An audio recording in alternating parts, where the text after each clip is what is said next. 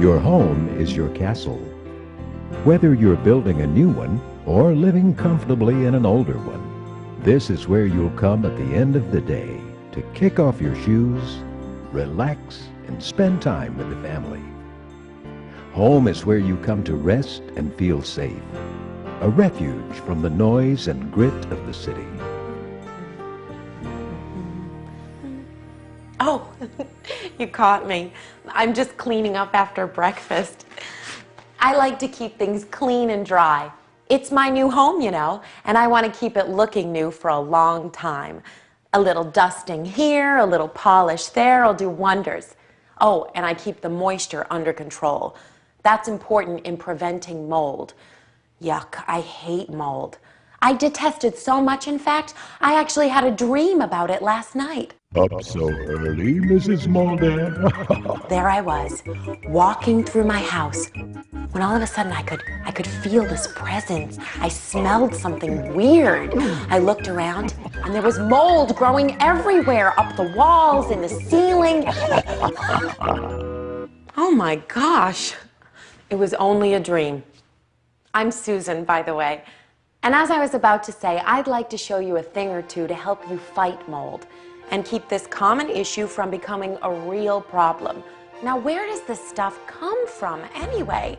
How do you get rid of it? Is it dangerous? I mean, what's a person to do? Well, as you've probably noticed, mold has been in the media a lot lately. Oh, it sounds like pretty scary stuff, all right. Sometimes it almost reminds me of one of those early science fiction movies, you know, where the hideous creature just keeps growing bigger and bigger and threatens the life and limb of the local football hero.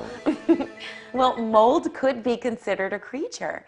It is, after all, a living organism, and it grows all over the world. Even in potted plants. I mean, you can't get away from this stuff. Well, maybe if we put you in a spacesuit and launched you into outer space, no air, no moisture, no mold. But we can't do that. You'd miss all those old Seinfeld reruns. Yes, on Earth, mold grows everywhere. Inside, outside, in the earth, on the trees. All it requires to grow is moisture and a food source like soap scum or dust, for example. Mold thrives in areas like showers, under the kitchen and bathroom sink, in the laundry room, and under damp carpeting. Now, we have to ask ourselves a question. Is mold harmful? Well, some of it is, some of it isn't. Stachybotrys? Not good. Aspergillus fumigatus? Not good. It depends on the type of mold. And there are over 200,000 types of mold in the world. It also depends on the quantity in any given space. Some molds can cause allergic reactions that can be problematic if they're not properly controlled. On the other hand, some molds can be highly beneficial. Think of penicillin, a byproduct of mold that's turned into an antibiotic that helps millions of people fight colds and infections every year. Think of blue cheese. You see that blue? That's mold, but it's not harmful. It might be stinky stuff, but I just love it. Now, what I'd like to show you today is how you can maintain the proper environment in your home by preventing moisture problems, identifying potential problems, taking the proper mitigation steps in the case of moisture intrusion, and keeping a balance between temperature and humidity. You may not be able to control what's growing in the great outdoors, but you certainly can help keep your home safe and comfortable. It's all about knowing what to look for and taking some simple preventative measures. So, grab a cup of coffee and come along. The first thing I want to talk about is moisture prevention issues. Come on.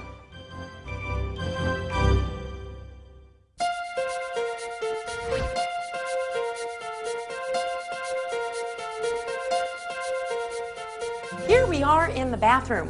Why? Because bathrooms have moisture issues. It's humid, it's warm, it's an ideal environment for mold growth. So what do you do about it? Well, first thing, run your vent fan while you're taking a bath or shower, and then keep it running an extra 30 to 45 minutes afterwards. That'll exhaust some of that humid air to the outside. Now that's not hard, right? Well, here's something else you can do that's almost as easy. Caulking. Caulking should be renewed and inspected every so often. It's really the easiest and cheapest solution to water intrusion. You should caulk virtually every crack or opening where water has the opportunity to creep in. Caulk around sinks, bathtubs, shower enclosures, caulk around your windows, inside and out. And don't forget about these little guys, the escutcheons. That's what they're called, all right. Escutcheons. Next time you see your plumber, you walk up to him proudly and say, "I've caulked my escutcheons." Well, he'll be duly impressed. Now in the kitchen, same deal.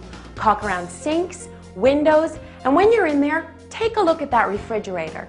Is it sweating on the sides? If so, you probably need a new door gasket.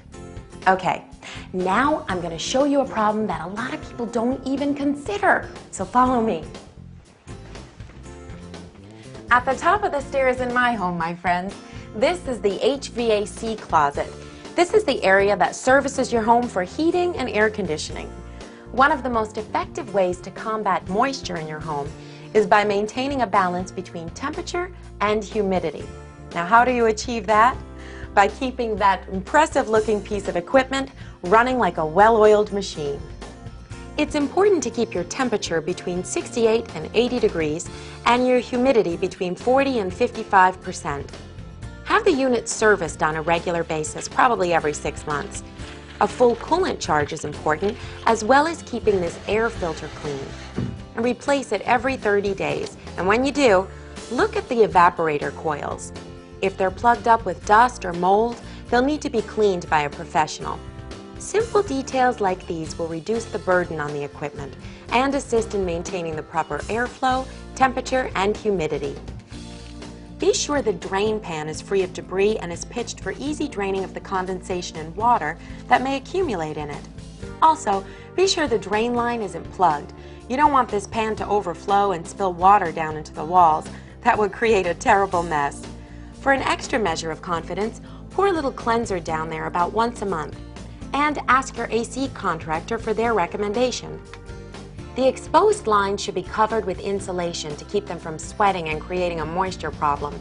If the insulation is missing or torn, you can easily replace it with new insulation that can be purchased in any good hardware store. With everything back together, it's time to vacuum all the dust from the closet.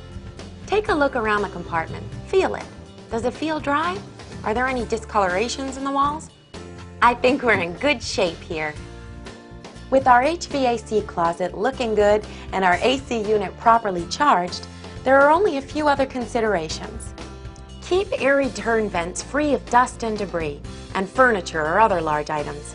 Your house can't breathe efficiently if these important airways are blocked. Try using one of these to monitor your temperature-humidity balance. It's a humidity sensor that you can buy at any one of those large do-it-yourself style stores. Have your entire ducting system cleaned by professionals every 2 to 3 years to keep all the airways free of harmful contaminants. And, by the way, utilizing a good vacuum cleaner with a true HEPA filter will reduce the amount of mold spores that accumulate within the carpeting.